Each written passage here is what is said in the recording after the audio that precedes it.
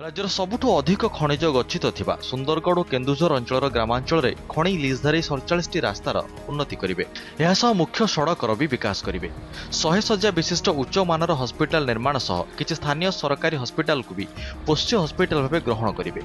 रविवार अहमदाबाद में शाह कमिशन को आगे एभली किछि प्रस्ताव रखिछन्ति खनि लिजधारी। यह सहित स्कूल, अनाथाश्रम, मेडिकल कॉलेज और विश्वविद्यालय प्रतिष्ठा करने सहित परिवेश सुरक्षा आदि कामर योजना थिबार सेमाने कहिछन्ति।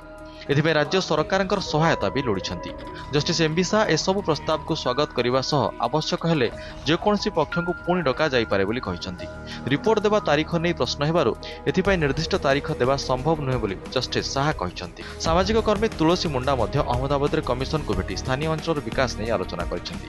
आ सुनानी रे राज्य सरकार पक्षर एडवोकेट जनरल, मुख्य शासन सचिव, इस्पात और खनि विभाग प्रमुख सचिव और खनि निर्देशक उपस्थित थिले। लिजधारी और राज्य सरकार अनुरोध क्रमे कमिशन 4टी पर्यायर समस्त लिजधारी और सरकार मत शुणुंट। एवं अपेक्षा रहिब कमिशन चूड़ांत रिपोर्ट।